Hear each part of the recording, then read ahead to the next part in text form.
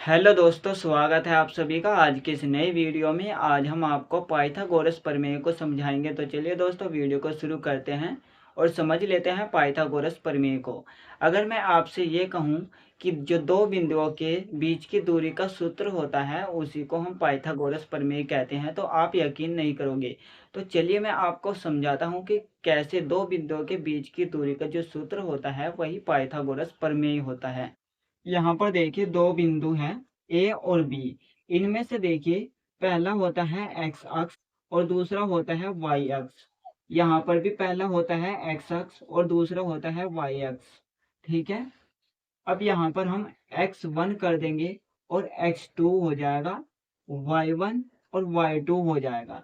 ठीक है। अब देखिए यहाँ पर दो बिंदुओं के बीच की दूरी का जो सूत्र होता है वो क्या होता है, ए बी।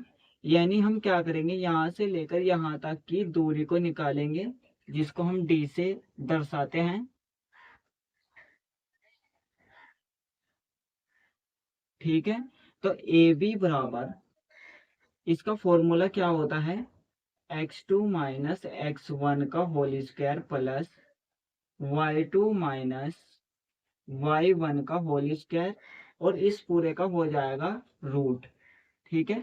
एक फॉर्मूला ये होता है और दूसरा फॉर्मूला होता है ए बी बराबर रूट के अंदर क्या होता है, x1 माइनस x2 का whole square plus y1 minus y2 का होल स्क्वायर। ये दो फॉर्मूले होते हैं। आप चाहे तो इस फॉर्मूले को यूज कीजिए, ठीक है, या फिर इस फॉर्मूले को यूज कीजिए। इन दोनों में से किसी एक फॉर्मूले का यूज करके आप जो है इन दो बिंदुओं के बीच की दूरी को ज्ञात कर सकते हैं। तो हम सबसे पहले इनमें से किसी एक फॉर्मूले का यूज करते हैं। सबसे पहले हम फर्स्ट वाले को यूज करते हैं। ये हो जाएगा ए बी बराबर रूट के अंदर x2 माइनस एक्स वन का whole square plus y2 minus y1 का होल स्क्वायर, ये हो जाएगा। अब यहाँ पर देखिए रूट में लिखेंगे x2 क्या है, x2 ये हो जाएगा। आप यहाँ पर देखिए हम इन दोनों बिंदुओं में से चाहे तो x1 इसको रख सकते हैं या फिर x1 इसको। ठीक है। और उसके बाद x2 चाहे हम इसको मान सकते हैं या फिर इसको। उसी तरह से y1 हम इसको भी मान सकते हैं या फिर इसको। और y2 चाहे हम इसको मान सकते हैं या फिर इसको। आप इन दोनों बिंदुओं में से x1 y1 चाहे इसको मानो या इसको मानो, कोई फर्क नहीं पड़ेगा। ठीक है। तो हम यहाँ पर क्या करेंगे, x2 क्या है, x2 हमने मान लिया कि 7 है, तो हम 7 लिखेंगे और माइनस x1 क्या माना है हमने 3, तो हम 3 लिख देंगे। इसका होल स्क्वायर कर देंगे प्लस y2, y2 क्या माना है 1 को, तो हम 1 लिखेंगे, माइनस कर देंगे y1, y1 क्या है 5, तो हम यहाँ पर 5 लिखेंगे और इसका भी होल स्क्वायर कर देंगे।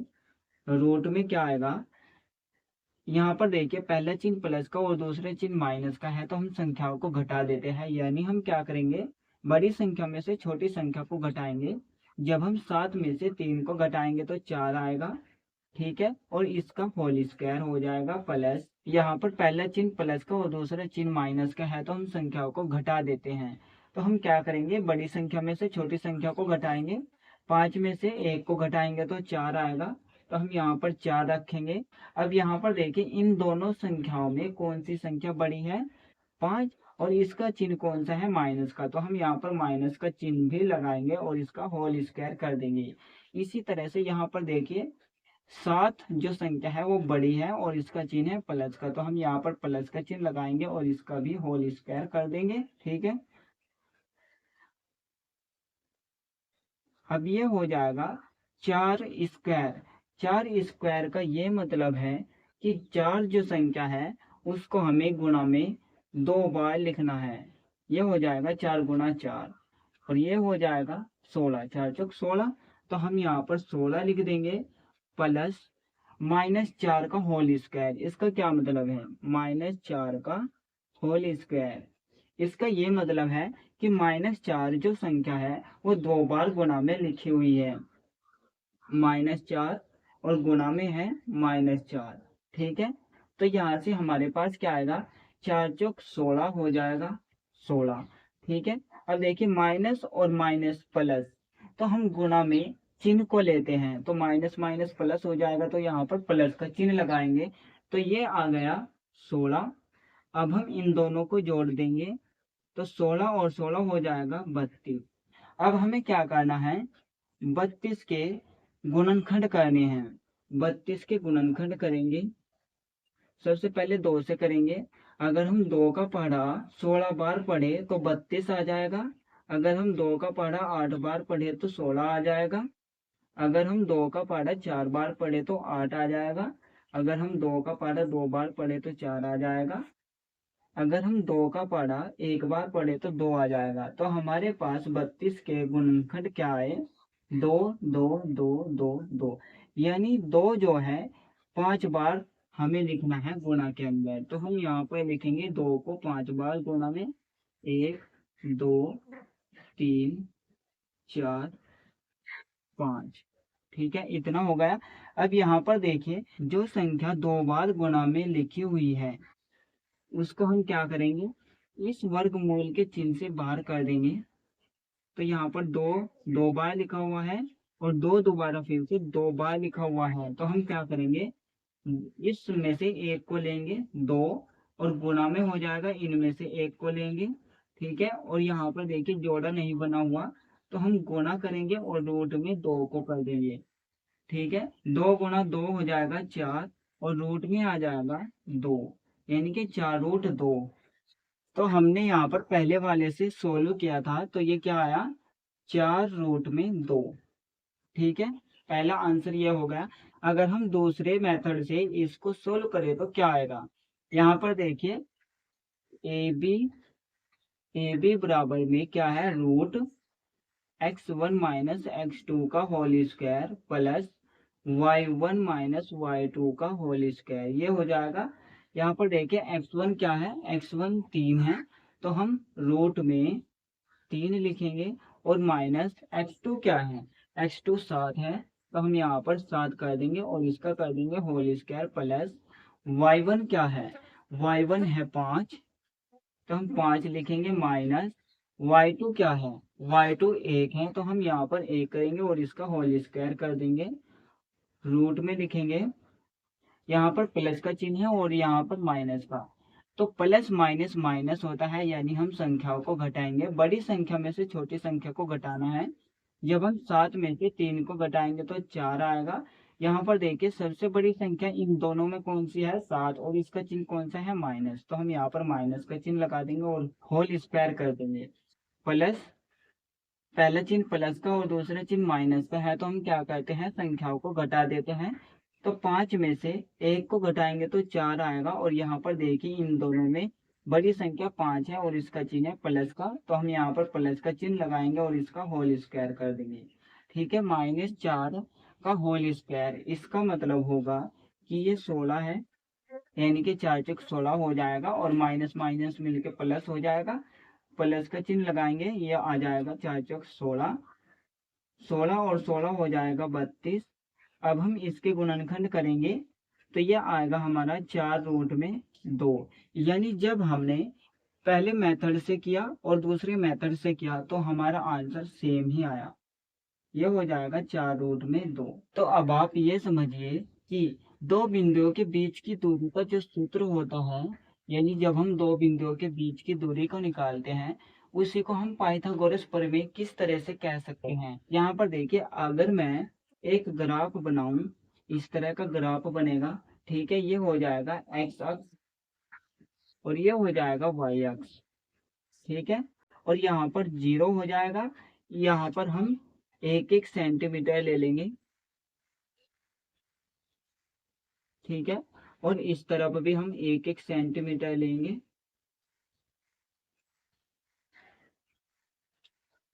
यहाँ पर लिखेंगे 1 2 3 4 5 6 7 8, ये हो जाएगा इस तरह से, और इस तरफ भी प्लस में ही होंगे, 1 2 3 4 5 6 7 8।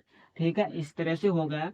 अब यहाँ पर देखिए जो पहला पॉइंट ए है वो कहाँ पर आता है, एक्स अक्ष पर 3 को देखेंगे हम।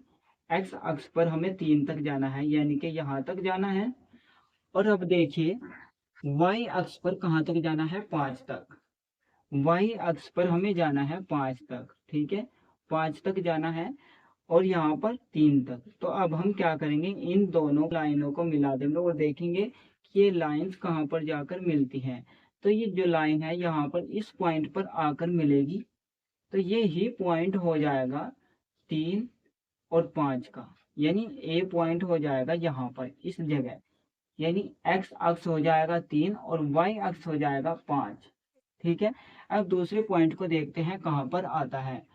एक्स अक्ष पर हमें जाना है 7 तक, ये हो जाएगा 7, एक्स अक्ष पर 7, तो यहाँ तक जाना है हमें, ठीक है। और वाई अक्ष पर जाना है 1 तक, ठीक है, वाई अक्ष हो जाएगा ये वाला, 1 तक जाना है। तो हमें इन दोनों लाइनों को देखते हैं कहाँ पर जाकर मिलेंगी। तो ये देखिए दोनों लाइन यहाँ इस पॉइंट पर आकर मिल गई है। तो ये हो जाएगा बी पॉइंट 7, क्योंकि सबसे शुरू में एक्स अक्ष आता है तो 7 और बाद में वाई अक्ष आता है 1, 7 1 का पॉइंट हो जाएगा, ठीक है। अब देखिए यहाँ से यहाँ तक की, यानी ए से बी तक की दूरी को हमें निकालना है, डिस्टेंस को, ठीक है। अब अगर यहाँ पर आप ध्यान से देखें तो क्या होगा, जब हम यहाँ से इस पॉइंट से यहाँ तक लाइन खींचेंगे और यहाँ से यहाँ तक लाइन खींचेंगे तो ये एक तीसरा पॉइंट निकल कर आ जाएगा। इसको हम नाम दे देंगे ए बी सी, ठीक है। ये सी पॉइंट हो गया और यहाँ पर बन गया 90 डिग्री का कोण। अगर मैं इस त्रिभुज को, इस समकोण त्रिभुज को यहाँ पर अलग बना लूं तो किस तरह का होगा, इस तरह का, ए बी सी, ये हो जाएगा, ठीक है। अब यहाँ पर देखिए यहाँ से लेकर यहाँ तक कितनी दूरी है, देखिए यहाँ से शुरू करेंगे ना हम, 1 हो जाएगा, 2 3 4, यानी 4 सेंटीमीटर। तो हम नीचे लिख देंगे 4, ठीक है, इतना 4 हो गया। अब यहाँ से लेकर यहाँ तक की दूरी को देखिए कितनी है, यहाँ पर देखिए यहाँ से शुरू करेंगे ना तो ये हो जाएगा 1 2 3 4, तो इधर भी 4 सेंटीमीटर होगा, 4 सेंटीमीटर। अब जो बचा तीसरा यानी कर्ण, अब देखिए इसको हम किस तरह से निकालेंगे। यहाँ पर हम पाइथागोरस प्रमेय का यूज करेंगे। और पाइथागोरस प्रमेय क्या होती है, पाइथागोरस प्रमेय क्या होती है, कर्ण का वर्ग बराबर में होता है आधार का वर्ग, आधार का वर्ग प्लस होता है लंब का वर्ग, लंब का वर्ग। अब यहाँ पर देखिए हमें कर्ण को निकालना है तो हम कर्ण को जुकतु रखेंगे, कर्ण, इस स्क्वायर को हम दूसरी तरफ लेकर जाएंगे तो ये रूट में बदल जाएगा, ठीक है। अब आधार देखिए क्या है, आधार ये है 4, तो हम 4 का वर्ग कर देंगे क्योंकि आधार का वर्ग है, प्लस लंब देखते हैं क्या है, लंब है 4, 4 का वर्ग हो जाएगा, ठीक है। जब हम 4 को 2 बार गुणा में लिखेंगे तो ये आएगा 16 और यहाँ से भी आ जाएगा 16, ठीक है।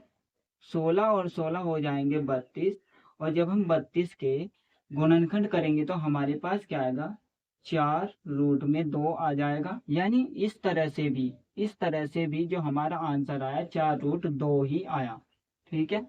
तो इसलिए मैंने कहा था कि जो दो बिंदुओं के बीच की दूरी का सूत्र होता है उसी को हम पाइथागोरस प्रमेय कहते हैं। अगर आप दो बिंदुओं के बीच की दूरी को और भी आसान तरीके से निकालना चाहते हैं तो मैंने एक फॉर्मूले को बनाया है, ठीक है। तो फॉर्मूला क्या हो जाएगा, ए बी बराबर रूट में हो जाएगा एक्स अक्ष में, एक्स अक्ष में अंतर, एक्स अक्ष में अंतर और इसका होल स्क्वायर प्लस में हो जाएगा वाई अक्ष में अंतर, वाई अक्ष में अंतर और इसका भी होल स्क्वायर हो जाएगा। रूट को हम यहाँ तक लगा देंगे, ठीक है। अब इसका क्या मतलब है, ए बी यानी कि इन दोनों के बीच की दूरी का फॉर्मूला ये बनाया है। तो यहाँ पर देखिए एक्स अक्ष में अंतर। अंतर समझिए पहले तो क्या होता है। अंतर का मतलब होता है अगर 4 और 9 दो संख्याएं दे रखी हैं, अब हमें इनका अंतर निकालना है तो हम किस तरह से निकालेंगे। अंतर का मतलब होता है जो बड़ी संख्या होती है उसमें से छोटी संख्या को घटा दीजिए। तो 9 में से 4 को घटाएंगे तो 5 आएगा। तो इन दोनों संख्याओं का जो अंतर है 5 है। यानी हमें यहाँ पर ना तो प्लस का चिन्ह लगाना है और ना ही माइनस का, बस सिंपल सा हमें अंतर निकालना है। ठीक है, तो यहाँ पर देखिए ये हो गया एक्स अक्ष और ये भी एक्स अक्ष, यानी कि 3 और 7, इन दोनों का अंतर कितना है। तो हम क्या करेंगे, बड़ी संख्या में से छोटी संख्या को घटा देंगे। तो 7 में से 3 को घटाएंगे तो 4 आएगा, 4 लिख देंगे और इसका स्क्वायर कर देंगे। ठीक है, रूट में लिखेंगे, प्लस का चिन्ह है तो हम प्लस का चिन्ह लगा देंगे। अब देखिए वाई अक्ष में अंतर और इसका होल स्क्वायर। वाई अक्ष कौन सा है, ये दूसरे नंबर को वाई अक्ष है, वाई अक्ष। ठीक है, अब देखिए बड़ी संख्या 5 है और छोटी संख्या 1, यानी हम 5 में से 1 को घटा देंगे तो 4 आएगा, 4 और इसका भी स्क्वायर कर देंगे। तो यहाँ से क्या आएगा, 4 चौक 16 प्लस 16, ये हो जाएगा रूट में 32 और यहाँ से क्या आएगा 4 रूट में 2। यहाँ पर आप लिख सकते हैं इकाई, इकाई या मात्रा। ठीक है, यहाँ पर भी आपको लिखना है। अब यहाँ पर ध्यान से समझिए, पाइथागोरस प्रमेय में आपको एक और कंसेप्ट का पता होना चाहिए। वो कंसेप्ट क्या है, यहाँ पर देखिए कर्ण का स्क्वायर बराबर आधार का स्क्वायर प्लस लंब का स्क्वायर होता है। जब हम स्क्वायर को दूसरी तरफ लेकर जाते हैं तो यहाँ पर एक तो प्लस और माइनस का चिन्ह आता है और दूसरा रूट का चिन्ह, ये दोनों ही आते हैं। ठीक है, तो हम यहाँ पर प्लस और माइनस का चिन्ह भी लगाएंगे। अब यहाँ पर देखिए जो कर्ण है, कर्ण यानी कि ए से बी तक की दूरी है, दूरी को हम हमेशा प्लस में लिखते हैं। तो प्लस में आ जाएगा 4 रूट 2, इकाई या मात्रा। यहाँ पर आप लिख सकते हैं सेंटीमीटर या फिर मीटर या फिर कुछ भी लिख सकते हैं जो मापने के काम आता है। तो दोस्तों अगर हमारा ये वीडियो अच्छा लगा हो तो इस वीडियो को ज़्यादा से ज़्यादा लाइक करें एंड हमारे चैनल को भी ज़्यादा से ज़्यादा सब्सक्राइब करें।